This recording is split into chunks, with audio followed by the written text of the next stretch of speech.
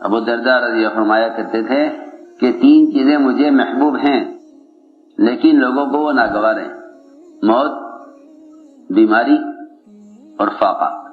یہ 3 چیزیں مجھے محبوب ہیں اور لوگ ان کو برا سمجھتے ہیں، حالانکہ یہ 3 چیزیں مجھے محبوب ہیں۔ کیوں؟ کہ محبوب ہونے کی وجہ یہ ہے کہ فاقہ تو میرے اندر تواضع باقی رکھے گا، اس لیے کہ مال وہ کبر لائے گا، مال کبر لائے گا، اس لیے میں فاقے کو پسند کرتا ہوں تاکہ محتاجگی اور عاجزی یہ میرے اندر بڑائی پیدا نہ ہونے دے۔ اور یہی وجہ ہے کہ انبیاء علیہ السلام میں تواضع ہوتی ہے اور بادشاہوں میں کبر ہوتا ہے۔ نبوت کا بادشاہت کا فرق ہے یہ کہ موت کو پسند کرتا ہوں اس لیے کہ صرف موت ہی ہے ایک سبب کہ اگر یہ آ جائے تو یہ اللہ سے ملا دیتی ہے، اللہ سے ملا دیتی ہے۔ جنہیں اللہ سے ملنے کا شوق ہوتا ہے ان کو موت محبوب ہوتی ہے، لیکن وہ موت کو ایسے راستوں میں طلب کرتے ہیں جو راستے اللہ تک پہنچانے والے ہیں۔ جو راستے اللہ تک پہنچانے والے نہیں ہیں، ایسے راستوں پر چلنے والے جو راستے اللہ تک پہنچانے والے نہیں ہیں، ایسے راستوں پر چلنے والے موت کو ناگوار اور برا سمجھتے ہیں۔ اور جو لوگ ایسے راستے پر چلتے ہیں جو راستے اللہ تک پہنچانے والے ہیں تو ایسے لوگ موت کو پسند کرتے ہیں۔ کہا کہ موت اس لیے پسند ہے کہ موت اللہ سے ملانے کا سبب اور ذریعہ ہے۔ اور بیماریاں اس لیے چاہتا ہوں، بیماریاں اس لیے چاہتا ہوں کہ بیماریاں گناہوں سے پاک کر دیتی ہیں۔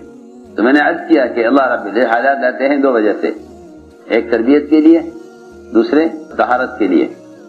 اگر حالات نہ آئیں تو لوگ تربیت نہیں پا سکتے، اس لیے کہ توبہ کی طرف آدمی کو حالات لاتے ہیں، توبہ کی طرف حالات لاتے ہیں، لیکن ان لوگوں کو حالات میں توبہ کی توفیق نہیں ہوتی، ان لوگوں کو حالات میں توبہ کا خیال نہیں آتا جو حالات کو اپنے جسم سے باہر کے نقشوں سے جوڑ دیتے ہیں۔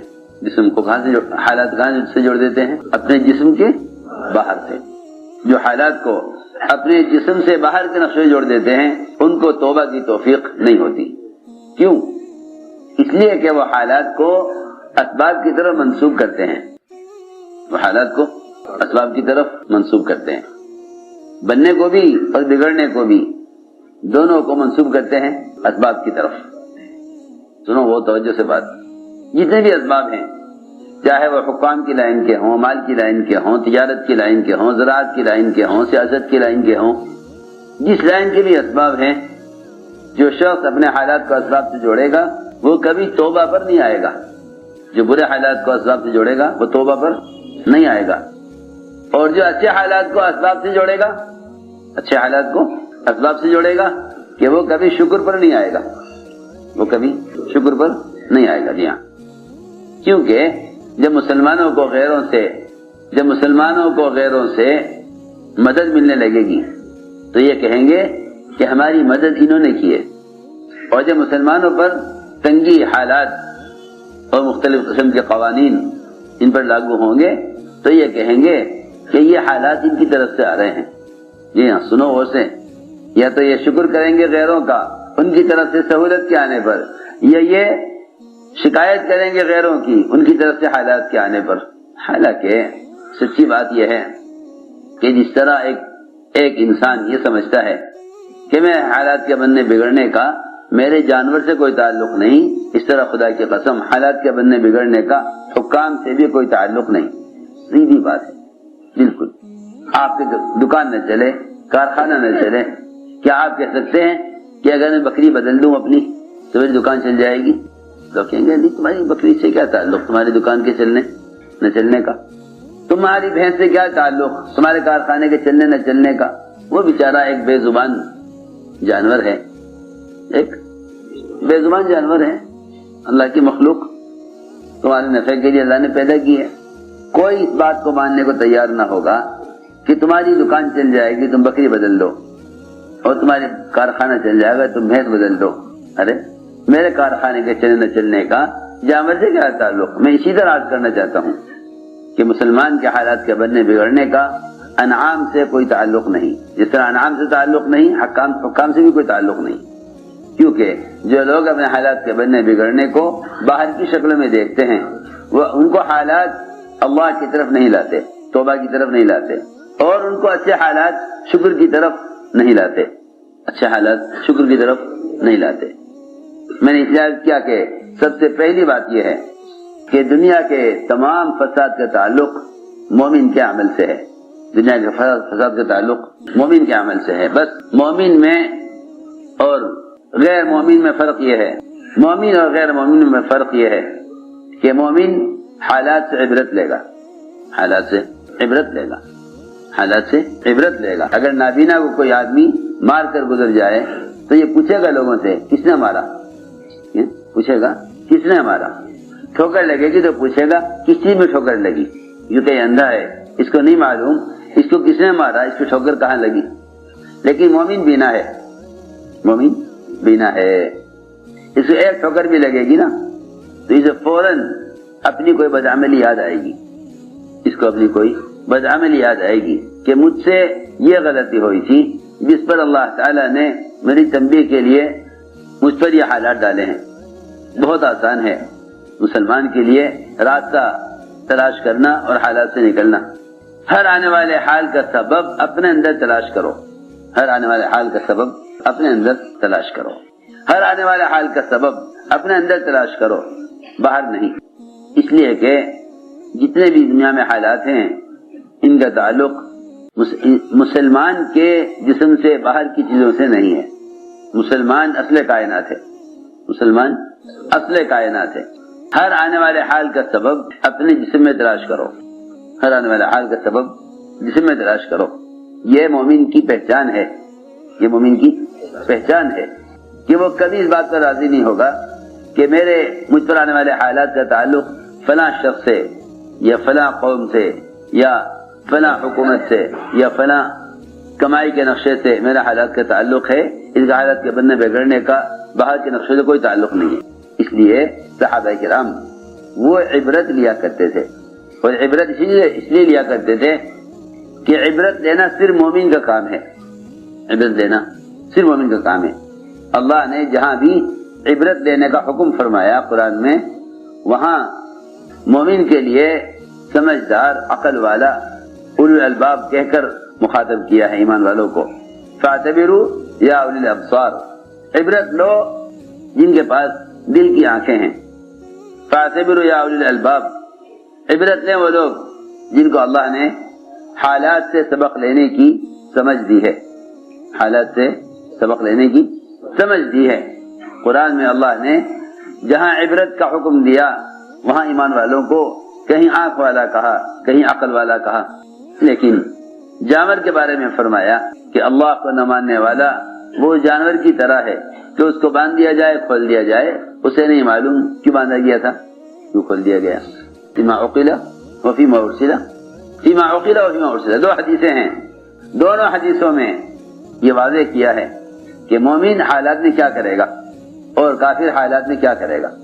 اس زمانے کا مسلمان حالات کی درستی کے لیے، حالات کو درست کرنے کے لیے غیروں کی طرح شکلوں کی طرف دوڑ رہا ہے، غیروں کی طرح شکلوں کی طرف دوڑ رہا ہے۔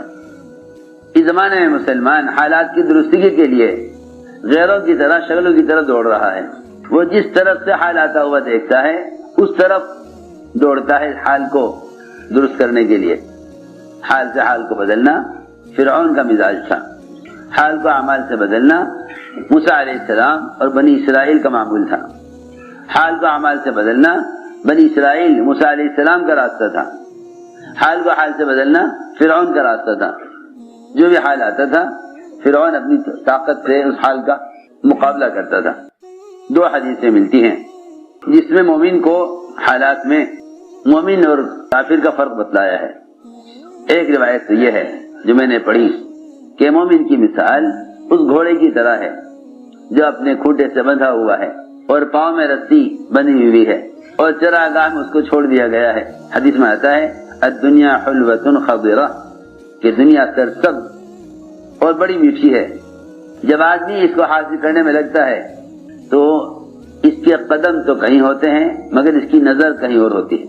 حالانکہ انسان کی کھانے کی مقدار محدود، نظر آدمی آسمان تک بھی لے جا سکتا ہے، نظر آسمان تک بھی لے جا سکتا ہے، نظر آسمان تک بھی لے جا سکتا ہے، لیکن اس کی خوراک بہت محدود ہے.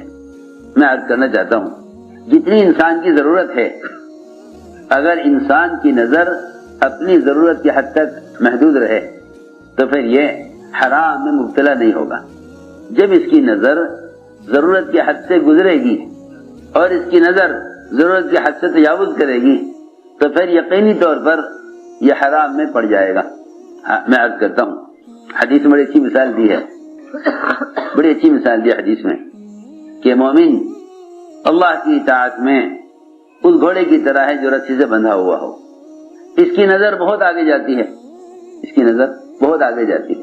وہاں نظر چلی گئی اس کی جہاں چراگاہ دوسروں کی شروع ہو گئی ہے، جہاں چراگاہ دوسروں کی شروع ہو گئی. اس نے طے کر لیا مجھے وہاں پہنچنا ہے، حالانکہ وہ چراگاہ اس کی نہیں ہے. جب یہ حد پر پہنچے گا اور وہاں سے اگلی چراگاہ شروع ہوگی تو مالک نے اس کی رسی کو اتنا ہی رکھا ہے جتنی اس کی اپنی چراگاہ ہے. سنو غور سے، یہ حدیث میں مثال دے کر فرمایا کہ اللہ تعالیٰ نے حرام کی، حلال کی، جائز ناجائز کی، سنت اور بدعت کی جتنی حدود قائم کی ہیں مسلمان کی ضروریات کو اس حد میں رکھا ہے. جب یہ اپنی ضرورت میں اس کی نظر ضرورت سے آگے بڑھ جائے گی، اس کی نظر ضرورت سے آگے بڑھ جائے گی تو اس کی نظر دوسروں کی چراگاہ پر پڑ جائے گی. پھر یہ کوشش کرے گا کسی طرح وہاں تک پہنچ جاؤں کماتے کماتے. لوگ کمائی کے نقشوں میں مالدار بننے کی کوشش کرتے ہیں، لوگ کمائی کے نقشوں میں مالدار بننے کی کوشش کرتے ہیں. اس کوشش کی وجہ سے حرام داخل ہوتا ہے. یہاں تک فرمایا حضور اکرم صلی اللہ علیہ وسلم نے کہ اگر کوئی شخص مالدار بننے کے لیے بھی، مالدار بننے کے لیے بھی، اپنے مال کو بڑھانے کے لیے بھی اور مالدار کی فہرست میں آنے کے لیے اگر کوئی شخص حلال طیب بغیر سود کے، بغیر جھوٹ کے، بغیر غبن کے، بغیر دھوکے کے، بغیر ملاوٹ کے، بغیر نماز چھوڑے، بغیر کوئی حکم توڑے حلال روزی کمائے اپنے مال کو بڑھانے کے لیے، مالدار کی فہرست میں آنے کے لیے، اس سب کے باوجود بھی اللہ سے قیامت میں اس حال میں ملے گا کہ اللہ اس سے سخت ناراض ہوں گے. اللہ اس سے سخت ناراض، کیسی اچھی عجیب حدیث، اللہ اس سے سخت ناراض ہوں گے. حلال کما رہا ہے بغیر کسی غبن کے، بغیر کسی سود کے، بغیر کسی جھوٹ کے، بغیر کسی ملاوٹ کے، نمازیں بھی پوری پابندی سے پڑھ رہا ہے اور حلال کما رہا ہے، اس کے باوجود بھی اللہ تعالی سے اس حال میں ملے گا کہ اللہ اس سے سخت ناراض ہوں گے. اللہ اس سے سخت ناراض. کیوں؟ اس لیے کہ کمانے کا جو ارادہ ہے وہ ضرورت سے زیادہ ہے. میں کچھ ضروری بات عرض کر رہا ہوں. جب اس کی نظر اپنی ضرورت سے آگے بڑھ جائے گی تو پھر یہ اللہ کی ناراضگی میں پڑ جائے گا. اسی حدیث کا اگلا حصہ یہ ہے کہ جو آدمی حلال کمائے نماز کی پابندی کرتے ہوئے، بغیر سود کے، بغیر جھوٹ کے، بغیر غبن کے حلال کمائے اور اس کے کمانے کا مقصد صرف اپنی اور گھر والوں کی ضرورت کا پورا کرنا ہے، کمانے کا مقصد صرف اپنے گھر والوں کی ضرورت کا پورا کرنا ہے، تو یہ اللہ سے اس حال میں ملے گا کہ اس کا چہرہ چاند کی طرح چمک رہا ہوگا. حالانکہ دونوں کما رہے، دونوں کما رہے، دونوں حلال کما رہے، دونوں حلال کما رہے، مگر ایک کی نیت کمانے میں مالدار بننے کی ہے، ایک کی نیت کمانے میں مالدار بننے کی ہے، دوسرے کی نیت کمانے میں ضرورت کا پورا کرنا ہے. دونوں کا فرق دیکھو. حالانکہ دونوں حلال کما رہے ہیں. یہ مت سمجھنا کہ بس حلال کمانے سے کامیاب ہو جائیں گے، یہ نہیں. جس طرح نماز میں نیت دیکھی جائے گی کہ نماز میں تمہاری کیا نیت ہے، اسی طرح یہ بھی دیکھا جائے گا کہ تجارت میں تمہاری کیا نیت ہے. انما الاعمال بالنیات کا مطلب صرف عبادات کے اعمال کے لیے حدیث نہیں ہے، صرف عبادات کے لیے حدیث نہیں ہے. یہ دیکھا جائے گا تمہاری جس طرح عبادت میں نیت ہے، تجارت میں کیا نیت ہے، تجارت میں کیا نیت ہے. ہم نے عرض کیا کہ جب نظر دور جاتی ہے آدمی کی کہ میں اس طرح مالدار ہو جاؤں، تو پھر یہ دوسرے کی چراگاہ میں داخل ہو جاتا ہے۔ پکی بات ہے، خوب اندازہ کیا ہم نے کہ جو لوگ مال کو بڑھانا چاہتے ہیں یا مالداروں کی فہرست میں آنا چاہتے ہیں وہ مجبور ہوتے ہیں اپنی کمائی کے نقشوں میں حرام داخل کرنے پر، وہ مجبور ہوتے ہیں، کیا کریں، اس کے بغیر یہ نہیں ہو سکتا۔ ورنہ خدا کی قسم آدمی ضرورت کے لیے حلال روزی آسانی سے حاصل کر سکتا ہے۔ سمجھتے تھے خواہش کے نقشے حرام راستے کے بغیر خواہش کے نقشے پورے نہیں ہو سکتے، خواہش کے تقاضے پورے نہیں ہو سکتے۔ فطرت ضرورت ہے، جہاں تک ضرورت ہے وہاں تک حلال روزی کافی ہو جاتی ہے۔ میں نے عرض کیا کہ یہ گھوڑا جس سے مثال دی ہے مومن کی، یہ اس کی نظر دور جاتی ہے کہ مجھے کھاتے کھاتے وہاں سے کھانا ہے، حالانکہ وہ اس کی حدود سے باہر ہے، یہ چل دیتا ہے۔ جہاں رسی پوری ہوتی ہے وہاں جھٹکا لگتا ہے۔ ہر گھوڑے کا مزاج ہے کہ وہ جھٹکا لگتے ہی اپنے کھوٹے پر واپس آ جاتا ہے، یہ گھوڑے کا مزاج ہے، جھٹکا لگے گا کھوٹے پر واپس آ جائے گا۔ مومن وہ ہے کہ جب ہم اس کی تجارت میں، اس کی زراعت میں، اس کے سرمایہ داری کے نقشوں میں، اس کی کمائی کی شکلوں میں، قانون کی شکل میں، حکام کی طرف سے یا کسی بھی ذریعے سے کوئی حال لاتے ہیں تو یہ جھٹکا اس لیے ہوتا ہے کہ تم حکم کی طرف واپس آ جاؤ، یہ اس کوشش میں لگا رہتا ہے کہ نہیں کسی طرح کوشش کرو۔ ارے لوگ حرام راستوں میں کوشش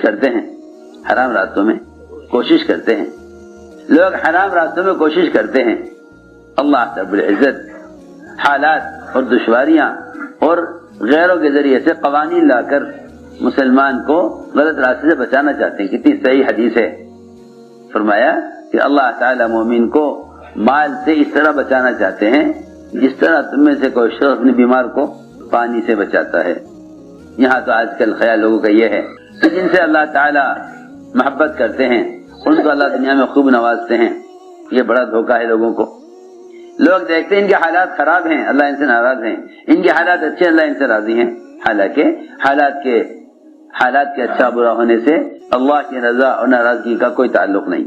صحابہ کا فقر و فاقہ اور اللہ کے ساتھ رضا، اور اللہ کے دشمنوں کے مال و اسباب اور اللہ کی ان سے ناراضگی۔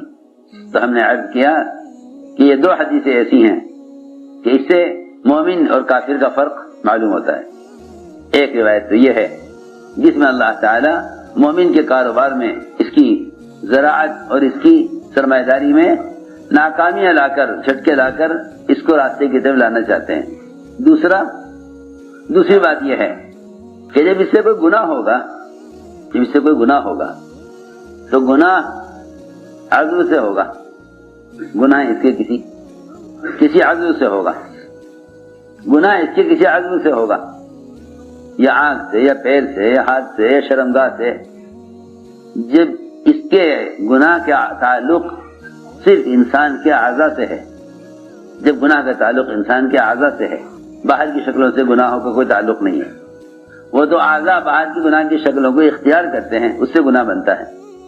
ورنہ اعضاء گناہ کے لیے استعمال ہوتے ہیں تو معلوم ہوتا ہے کہ گناہوں کا تعلق انسان کے اعضاء سے ہے، گناہوں کا تعلق انسان کے اعضاء سے ہے۔ تو اللہ رب العزت اعضاء سے گناہ ہونے کی وجہ سے حالات اعضاء پر ہی لاتے ہیں۔ گناہ ہوگا آنکھ سے، اللہ تعالی کسی اور عضو میں بیماری لے آئیں گے۔ فرماتے تھے ہر عضو کی بیماری کا پہلا سبب اس عضو سے اللہ کا حکم ٹوٹنا ہے، کیونکہ جب انسان کی تخلیق، جب انسان کا بننا عبادت کے لیے ہے، جب انسان کا بننا عبادت کے لیے ہے، جب انسان کا بننا عبادت کے لیے ہے تو عبادت کے علاوہ استعمال ہونا اس مشین کے بگڑنے کا سبب کیوں نہ ہوگا؟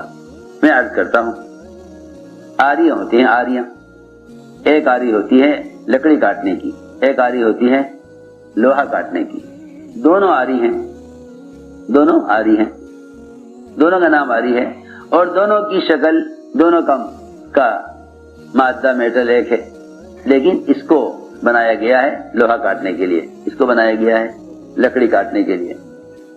ان دونوں کا اگر استعمال بدل دیا جائے، دونوں کا استعمال بدل دیا